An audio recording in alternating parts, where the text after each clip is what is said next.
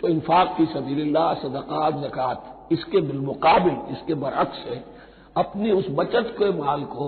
اور آپ کو معلوم ہے آج کی بینکنگ سسٹم کا سب سے زیادہ زور بچت بچت بچت کی اسکیم، اور یہ سب کا سب جو ہے در حقیقت saving bank, saving account, save کرو، لیکن سیو کرو مزید کمانے کے لیے. سیو جو ہے اس لیے نہیں ہے کہ اپنا پیٹ کاٹو اور غربا کو دو، اپنا سٹینڈرڈ آف لیونگ کم کرو اور اللہ کے دین کے لیے خرچ کرو، یہ نہیں، بلکہ اس لیے کہ وہ جو تم بچاؤ وہ ہمیں دو، تاکہ وہ ہم سود پر زیادہ رقم، زیادہ شرح سود پر دوسروں کو دے اور تھوڑا شرح سود تمہیں دے دے. اب اس کے برعکس سے الذین یاکلون الربا، جو لوگ سود کھاتے ہیں، لا یقومون الا کما یقوم الذی یتخبطہ الشیطان من المس، وہ نہیں کھڑے ہوتے مگر ان کی طرح سے کہ جن کو شیطان نے مخبوط الحواس بنا دیا ہو چھو کر. یہاں عام طور پر یہ سمجھا گیا کہ یہ قیامت کے دن کا نقشہ ہے. یہ قیامت کے دن کا نقشہ تو ہوگا ہی، اس دنیا میں بھی سود خوروں کا حال یہی ہے. اور اگر ان کا نقشہ دیکھنا ہو تو کسی سٹاک ایکسچینج کو جا کے دیکھ لیجیے، معلوم ہوگا دیوانے ہیں، پاگل ہیں، چیخ رہے ہیں، دوڑ رہے ہیں، بھاگ رہے ہیں. وہ انسان نہیں نظر آتے اس وقت جو بھی کچھ ہو رہا ہوتا سٹاک ایکسچینج کے اندر. مخبوط الحواس انسان جو ہے وہ ہو جاتا ہے یہ سود خوری کی وجہ سے.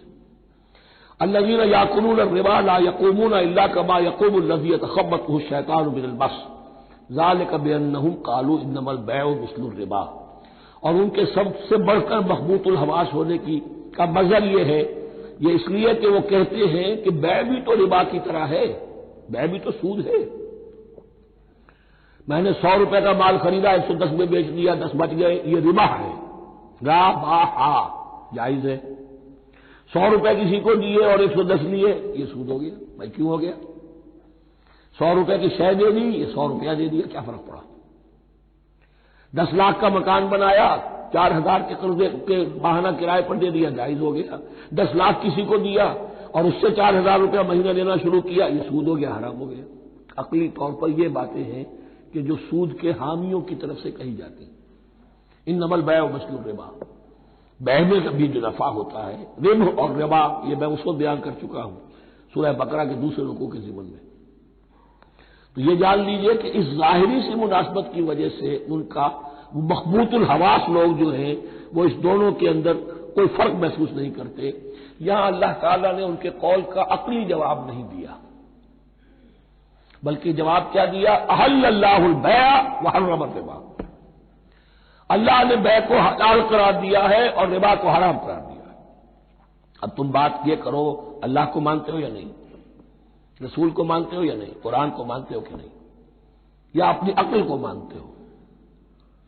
اگر تم مسلمان ہو، اگر تم مومن ہو تو اللہ کا حکم جو وہ فرمائے، نہ صرف اللہ کا، جو رسول کہیں. ما آتاکم الرسول فخذوہ وما نہاکم عنہ فانتہوا، جو کچھ رسول تمہیں دے لے لو، اور جس چیز سے روک دے رک جاؤ. یہ تو شریعت کا معاملہ ہے. ویسے اس میں جو فرق واقع ہوتا ہے وہ یہ ہے کہ ایک ہے فلوئڈ منی، فلوئڈ کیپٹل، ایک ہے فکسڈ کیپٹل. مکان 10 لاکھ کا ہے، لیکن مکان سے جو شخص دے رہا فائدہ کیا اٹھائے گا؟ 1 مہینے رہے گا نا، بس اس کا بدل آپ نے لے لیا. 10 لاکھ روپے کسی کو نقد دے دیے، وہ کسی کام میں لگائے گا، 12 لاکھ بھی بن سکتے ہیں، 15 بھی لگ سکتے ہیں، 8 بھی رہ سکتے ہیں. اس میں آپ نے فکسڈ اگر لیا تو یہ حرام ہے. ان دونوں میں اگرچہ عام طور پہ کہا جائے گا یہ بھی کیپٹل ہے وہ بھی کیپٹل ہے، مکان بھی تو سرمایہ کی ایک شکل ہے، لیکن یہ فکس کیپٹل ہے، اس کی شکل بدل نہیں رہی ہے.